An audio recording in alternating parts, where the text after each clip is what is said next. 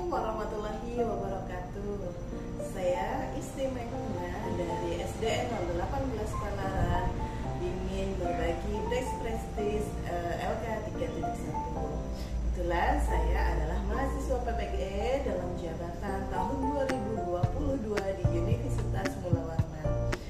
Berikut akan saya sampaikan tentang best practice saya.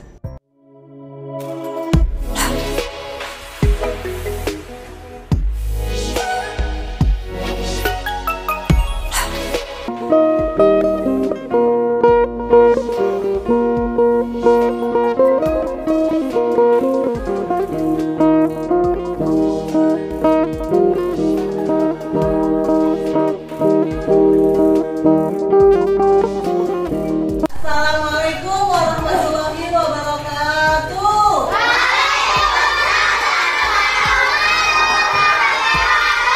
Oke, bagaimana kabarnya anak-anak? Baik. Alhamdulillah. Ada yang tidak hadir hari ini? Oke, siapa ketua kelasnya anak-anak? Ada yang putra? Ada berapa teman kita yang belum hadir hari ini? Mari kita doakan supaya teman-teman cepat sehat. Oke, minggu kemarin kita sudah belajar ya, sudah mengidentifikasi kosakata baru ya. Iya, pintar. Nah, hari ini apa yang kita lakukan? Nah, belajar apa ya hari ini? Kalau kemarin kita sudah belajar tentang kalimat transitif dan kalimat intransitif. Hari ini kita membuat apa? Melakukan belajar membuat kamus sederhana. Sebelum memulai pelajaran dan supaya anak-anak fokus, 1, 2, 3. Buka tutup, buka tutup. Buka tutup, buka tutup. Diguling-guling, diguling-guling, sampai mati serang. Diguling-guling, diguling-guling, sambil tertawa, sambil berputar, sambil melompat.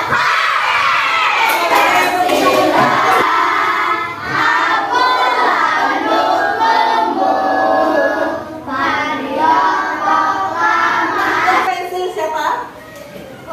Kelompok Astor. Bisa sebuah pensil pilih kelompok Astor. Ternyata saat kesulitan dengan kelompok siapa? Kelompok apa? Melati. Oke, Mawar yang sombong. Kelompok siapa? Kelompok Kulit. Teman selamanya? Kelompok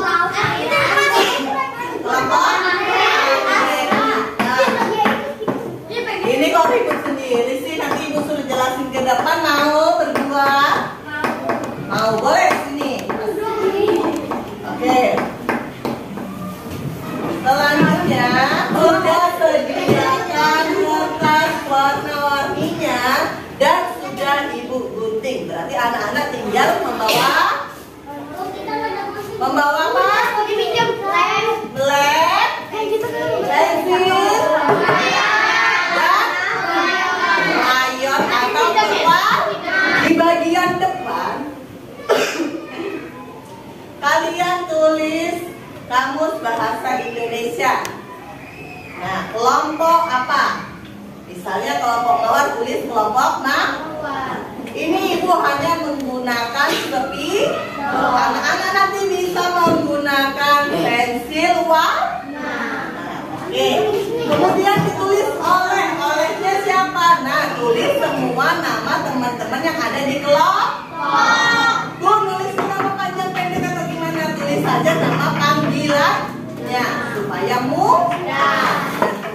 Oke. Kalau tidak perhatikan ibu nanti tidak mengerti ya, nah. Oke. Lanjut. Halo. Bisa perhatikan? Nih Ibu warnai supaya nanti anak-anak punya bayangan ya.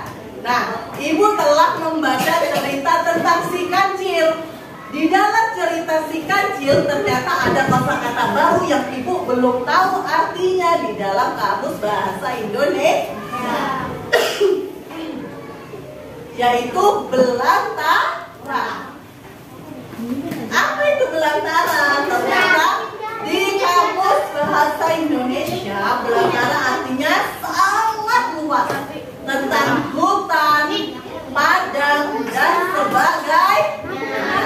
Halo, Ibu, sampai itu di belakang disebut Fadil, Aman.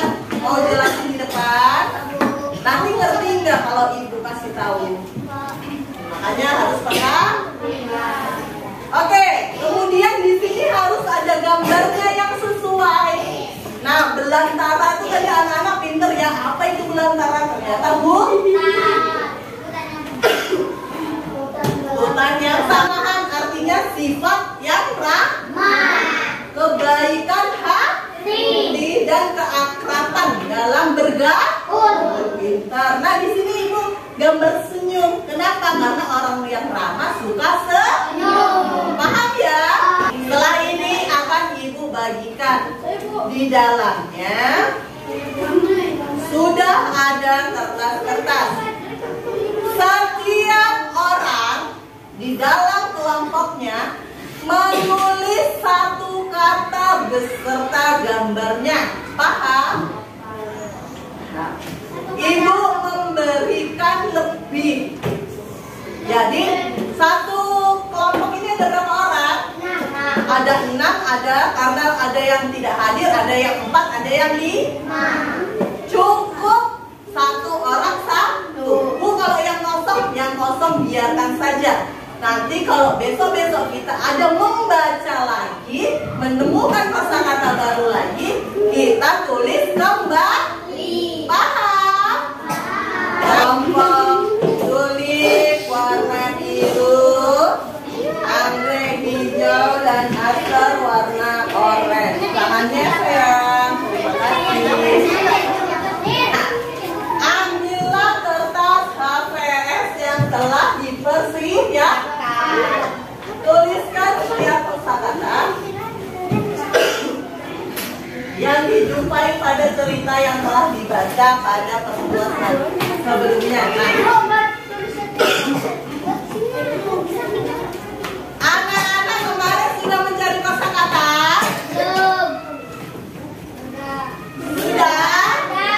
Sudah dicari artinya? Sudah. Sekarang buka buku bahasa Indonesianya yang ada tugas kemarin mencari kosakata dan artinya. Oke. Ada? Oke, ada.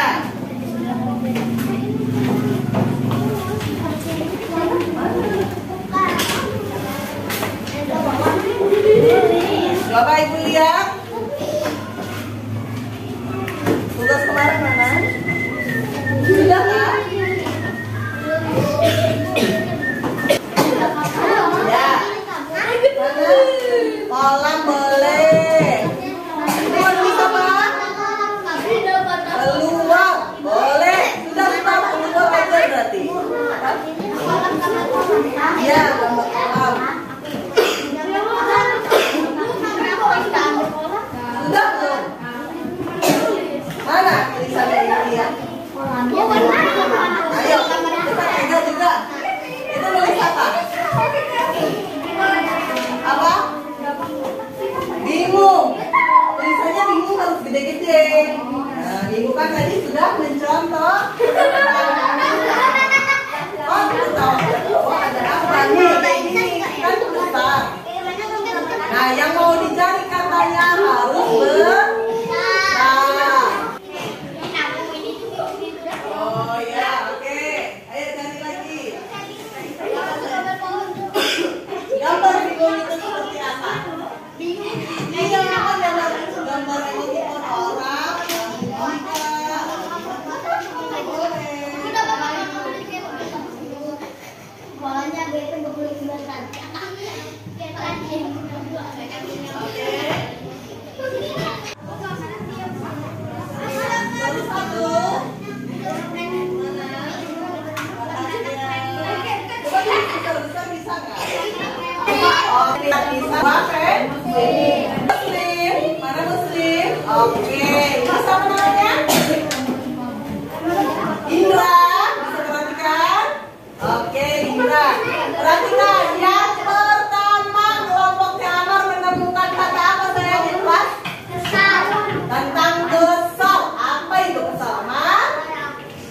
itu bisa kasih lihat temennya. Nah, teman-teman, kelompok amal yang pertama menemukan tentang kesal. Kesal itu bisa marah. Dia menggambarkan apa ini? Menggambarkan wajah sedang marah. Oke, yang kedua. Siapa yang mau baca yang kedua? Semua harus membaca. Pamir, ayo. Menggambar orang tersenyum, artinya semuanya senang. Lanjut, apa lagi? Arika, yang terakhir Arika.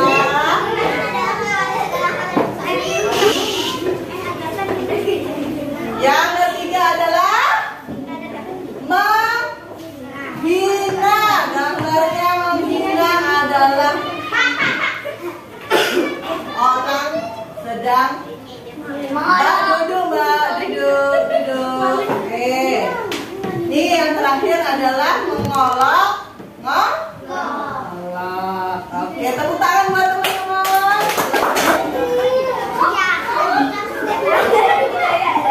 Gak usah ketawa. Ayo dikasih sana. Memikirkan. Lihatkan gambar teman-temannya. Nah, gambar orang sedang berpikir.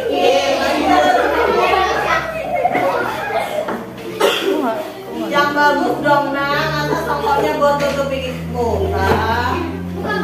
Berdiri tegak bisa. Oke, Muslim silakan.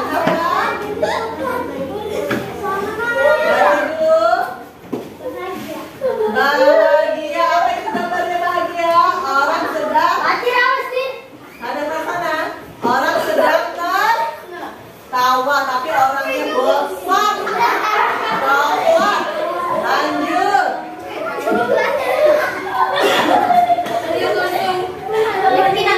Sudah dengar Ibu? Apa? Menangis kembalian. Air matanya dia. Lanjut.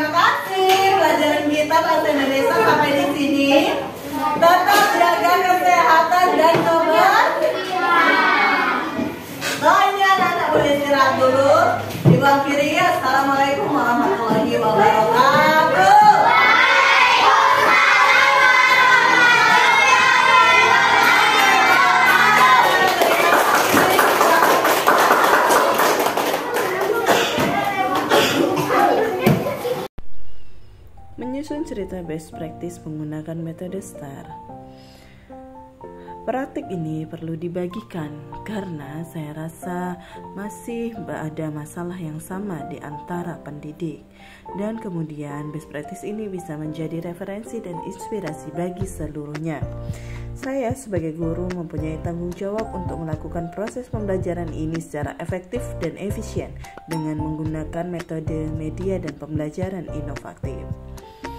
Tantangan yang dihadapi untuk menggunakan media, model, metode, pembelajaran yang inovatif, kemudian menciptakan kegiatan belajar mengajar yang menarik dan menyenangkan berkaitan dengan kompetensi pedagogik dan profesional guru, sinergitas wali murid, dan keaktifan belajar peserta didik.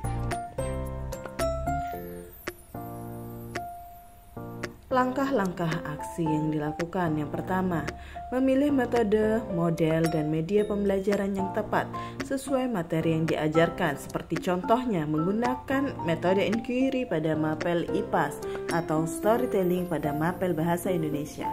Kemudian meningkatkan keaktifan siswa dalam proses kegiatan belajar mengajar dengan berbasis Student Learning Center. Refleksi hasil dan dampak. Hasil yang didapatkan pada praktik baik ini adalah pembelajaran menjadi efektif dan efisien, terlihat dari penggunaan metode, model pembelajaran yang tepat, membuat peserta didik menjadi lebih aktif. Kemudian penggunaan media PowerPoint dengan menggunakan aplikasi Canva membuat peserta didik lebih memahami materi yang diajarkan. Berikut testimoni dari kegiatan belajar mengajar. Saya pembelajaran video tersebut itu sudah menyenangkan. Kemudian untuk media pembelajaran yang digunakan itu sudah sesuai dan sudah menerapkan prinsip student center learning. Dengan student center learning ini sehingga murid bisa lebih aktif dan siswa bisa lebih mampu memahami pembelajaran yang sedang dilakukan. Terima kasih. Wira Al-Fatah, siswa kelas 4 SDN 018 Palaran. Pelajaran yang dilakukan bersama Ibu Isti menyenangkan. Menggunakan laptop dan layar membuat pelajaran lebih mudah. Saya Arika Alkin, siswi kelas 4 SDN 018 Palaran. Pembelajaran yang dilakukan bersama Ibu Isti menyenangkan karena kita dapat bermain sambil belajar berkelompok sehingga kita saling bekerja sama dengan menggunakan layar. Terima kasih.